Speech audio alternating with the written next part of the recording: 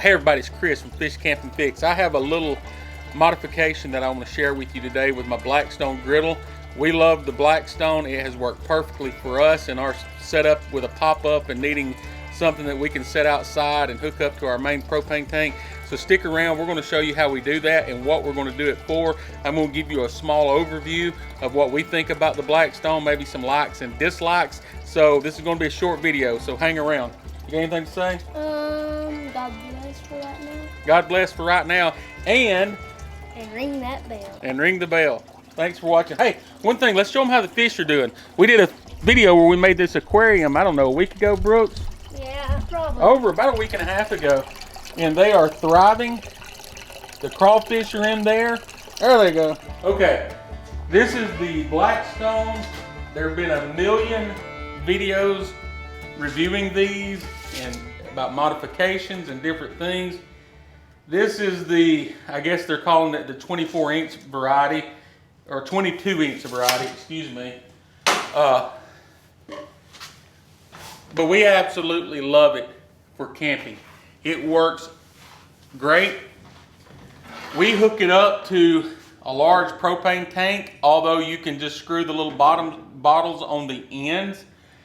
And those seem to work well with people that I've seen using those. It's just that we always carry a big tank with us, and we have the adapter, so we don't have to fill up or look for those small bottom bottles as often. So that works really good. This is the drain. It catches all your grease. It goes on the back. One thing I will say that you need to do when using one of these is take the time to level it front to back and side to side. Front to back, I would say, is more important because one of the first things that I did when I began using this is I held it tilted back a little too much because I'm thinking the grease would run away from the food and it'd get out. And that is true, but also when you dump a dozen eggs flat on this, they're also going to run straight out the drain in the back. So I think it's really important to level it up, and that probably goes without saying, and you all are probably a lot smarter than I am, would have done that anyway. But I learned my lesson by losing a bunch of eggs out the drain in the back. And if grease starts to pull up on you, you just take your spatula and just, chase it out the back of the drain. But here's what we're doing. This weekend, we're going to a campground called Corinth Recreational Area. It's over on Smith Lake. And we're going to use this to cook, but one of the things that I'm wanting to do is smoke some ribs. And I don't want to carry a smoker with me it's just too much stuff. You can get way too much stuff going with you. And so I like to keep everything simple, and I like to have one system for cooking and maybe adapt my system so I can do different techniques in cooking. So what I want to do is use my Blackstone to smoke meat. And there are videos on YouTube of people doing just that. One little modification that I want to make that I have not seen anyone do, and that is I have a little barbecue thermometer here. And my plan is this, is to buy hickory chips or whatever flavored hardwood that I want. I like hickory. So hickory chips, and I'm going to wrap them in aluminum foil. I've seen people use pans and different things, but I know wrapping them in aluminum foil and maybe poking some holes in it will work. And I'm just going to lay them over here to the side until they combust and start smoldering to produce some flavor. What I'm going to do is offset my little smoker thermometer. And these things are on Amazon and they're super cheap. And tonight I want to hook it up to my propane tank, and I'm going to offset. I'm not going to put it in the middle because this side is going to get hotter because we're going to be running this burner over here. So if I put my ribs, my chickens, or my wings, over on this side, I want to know what my temperature is. I would say like from here over. And I don't even know if I can control the temperature and keep it low enough with the dials that I have. So this is just an experiment, and I hope it works. But if it doesn't work, I've put a hole in my lid, but I've plugged it with the thermometer, so it's not really a big deal, even if it is an epic fail. But I don't see it being a failure. I see it being a good way to cook up some meat. So hang around. Here's what we're going to do. We're getting ready for the campground this weekend. We're going to install a thermometer. We're going to hook it up to the propane. We're going to see if we can control our temperature down low in the smoke range, and just see how it works.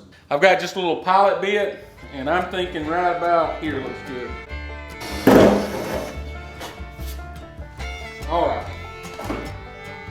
This looks around 5/16 the size. So let me get a drill bit. And if you have your drill bit's a little larger, it's not that big of a deal. We're not exactly doing rocket surgery here.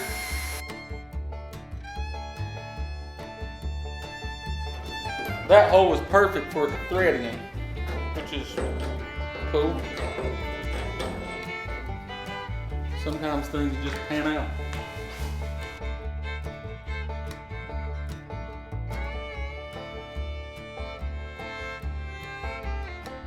And there you have it. That simple and that quick to install. Now we're going to set it up, fire it up, and see what kind of temperature on low that we can make this thing do. Okay, I got it lit up and got it coming up to temperature, and she's almost to 200 already. So we're coming up pretty fast. Now, ideally what I'm going to do is hold the temperature on this side. All right, I've had it lit for a while now. Got both burners on high. She's at 400 and climbing like a rocket, so that's great. Okay, I've had it on for probably 10 minutes or so, and it's up to 450 now. I'm going to give you some of my takeaways from owning a Blackstone. Pros: it is great for cooking breakfast, hibachi, steaks, potatoes, fish. I've cooked fish on it. Matter of fact, I haven't found anything that I couldn't cook well on the Blackstone. It fits our needs for a family who has a pop-up camper that likes to cook outside exclusively. We don't cook inside anything. It just works for us. Negative: it is heavy to wag around. There's no real good way to grab it, if that makes sense. But it's a good product. We're almost to 500 degrees, so this thing is warmed up. It's at high max temp. It's for searing steaks hot. I mean, it's hot. So what I want to do is to turn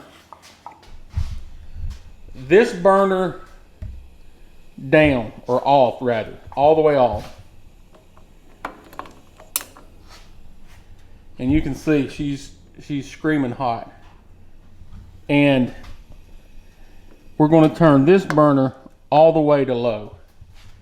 And our goal is to see this thing down around 200 degrees. It's starting to drop heat. Okay, not bad. It's cruising right around 250. And if it gets up a little hotter, then it's probably going to be hotter than what I want. It looks like it snuck up to around 300.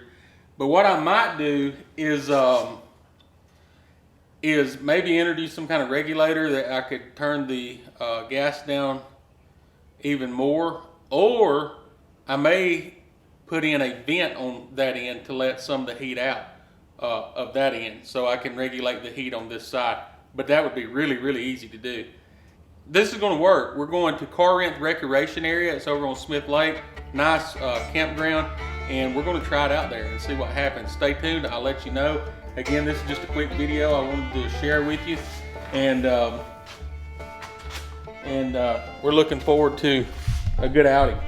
You can see here we're in the barbecue zone. I need to get it down just a little bit. Could maybe even rack it a little bit, you know, to let a little heat out, but it's going to work. We're going to make it work. And we're going to do some fall off the bone ribs, so God bless you. Stay tuned, and we'll be looking forward to doing a video this weekend. See you then.